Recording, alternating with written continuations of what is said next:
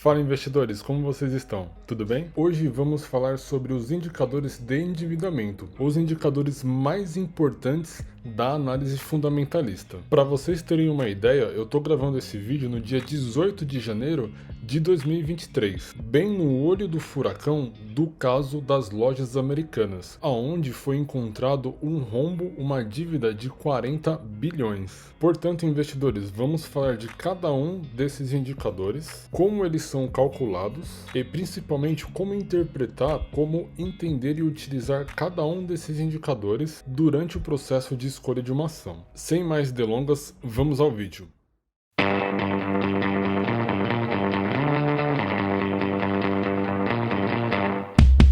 Para quem não me conhece, eu sou o Leandro JP e neste canal nós falamos sobre mercado financeiro e investimentos. Portanto, se você gosta desse tipo de conteúdo, inscreva-se no canal e se gostar do vídeo, deixa o like pra gente. Isso nos ajuda a produzir mais conteúdos como esse para você. Bom, e quais são os tipos de indicadores de endividamento? Basicamente, nós temos 6 tipos de indicadores que mostram o endividamento de uma companhia. O primeiro indicador aqui da lista de indicadores de endividamento é a dívida líquida sobre o PL. E o PL, ele não é o PL aqui do indicador de valuation, então não é o indicador preço-lucro, mas sim esse PL representa patrimônio líquido. É importante frisar isso. E para que serve esse indicador? Ele serve para mostrar para o investidor o quanto a empresa precisa de capital de terceiro para financiar suas atividades. E como é calculado esse indicador? Basicamente é a dívida líquida dividido pelo patrimônio líquido.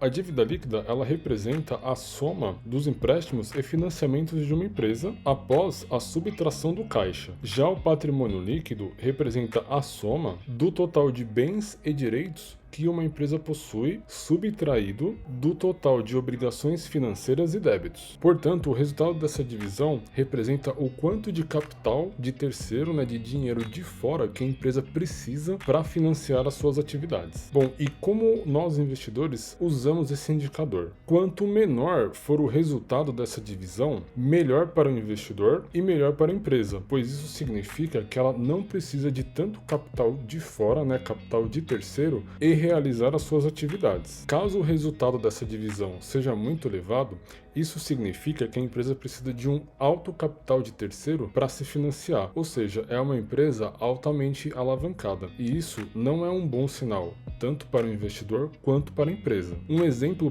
prático disso é o caso das lojas americanas. É importante destacar, investidores, que o caso das lojas americanas está sendo investigado como fraude. Seguindo agora, investidores, para o indicador dívida líquida e EBITDA. Esse indicador, investidores, mostra pra gente quanto tempo a empresa leva para quitar as suas dívidas, quantos anos ela leva para quitar as suas dívidas, caso o EBITDA permaneça constante. O cálculo basicamente é o mesmo, a gente divide a dívida líquida pelo EBITDA. E para quem não sabe o que é EBITDA, EBITDA é o lucro antes dos impostos, juros, taxas, amortização e depreciação. Bom, investidores, e como a gente usa esse indicador a nosso favor? Quando o resultado da divisão for acima de 4 ou de 5, este valor é considerado alto. Portanto, para nós investidores, isso é um sinal negativo. Ou seja, significa que a empresa ela tem pouca capacidade para quitar as dívidas. Já um resultado entre 1 e 2 representa um ponto super positivo para o investidor, pois isso significa que a empresa consegue quitar as suas dívidas em um curto espaço de tempo. Olhando aqui, investidores, o histórico da Taesa, a dívida líquida sobre o EBITDA dela tem uma média de 2,93, ou seja, não é um sinal ruim para nós investidores, ainda mais levando em consideração o tipo de negócio que a Taesa está inserida. Só para lembrar, a Taesa está inserida em um mercado de transmissão de energia, ou seja, ela ganha contratos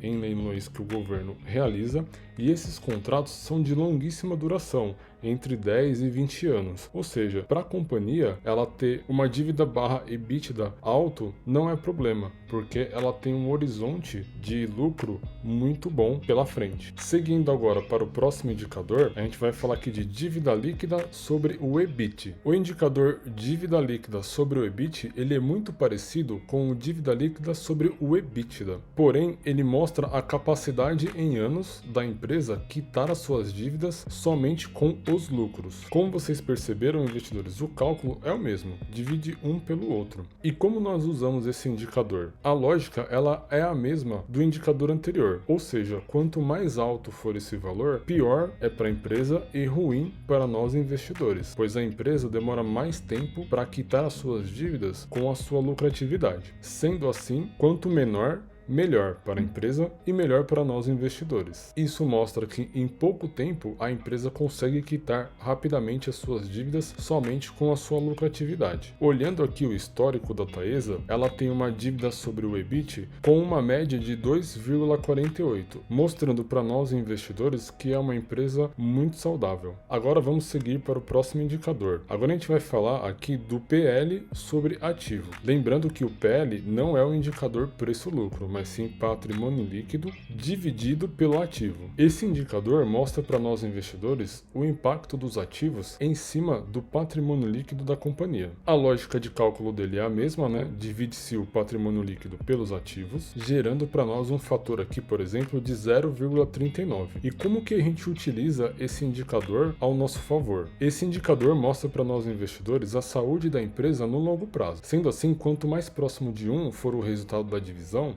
significa que a empresa consegue financiar todos os seus ativos apenas com patrimônio líquido. E se o resultado da divisão for diferente de 1 ou muito distante de 1, é um sinal ruim para nós investidores. Dando sequência, falando agora de passivo sobre ativos. Esse indicador, investidores, ele é super importante porque ele mostra o quanto a empresa está alavancada, pois a gente tem uma comparação dos passivos da empresa e dos ativos. E como a gente usa esse indicador ao nosso favor? Basicamente, se esse resultado for acima de 1, isso mostra para nós investidores que a quantidade de passivos está maior do que a quantidade de ativos da empresa, representando um sinal ruim para nós e também para a empresa, mostrando para a gente que a empresa está altamente alavancada. E o resultado da divisão sendo menor do que 1, ele mostra para nós investidores que a empresa ela tem uma boa capacidade de se autofinanciar. Ela não precisa fazer alavancagem e não precisa de capital de terceiro para se financiar. Portanto, para nós investidores, um resultado abaixo de 1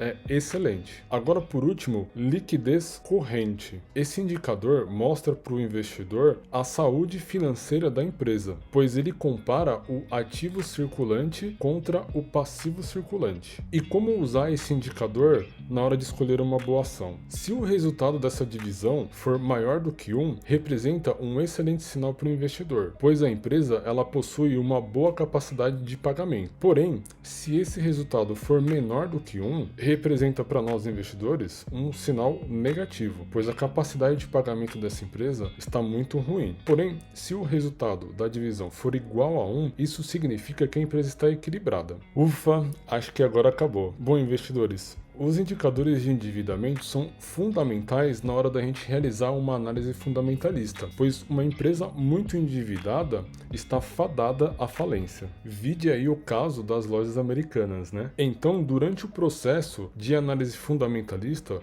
vocês sempre devem olhar para esses indicadores e comparar com empresas do mesmo segmento. Dessa forma, vocês conseguem entender se aqueles números de dívida faz sentido para aquele tipo de negócio, pois dependendo do segmento de negócio, as empresas elas vão ter mais ou menos dívida, né? Isso varia muito de negócio para negócio. E como eu sempre digo também para vocês, investidores, é importante nós olharmos todos os indicadores, pois dessa forma a gente consegue ter uma visão do contexto geral da companhia. Bom, investidores, agora dica final para vocês sobre os indicadores de endividamento. Essa é uma série de vídeos, ou seja, basicamente um mini curso de análise fundamentalista, onde eu estou abordando cada um dos indicadores, mostrando como eles são calculados, para que eles servem e como utilizá-los. Então, se você gosta desse tipo de conteúdo, inscreva-se no canal, se gostou do vídeo, deixa o like pra gente e principalmente ative as notificações para vocês saberem quando eu enviar novos vídeos. Para quem não me conhece, eu sou o Leandro JP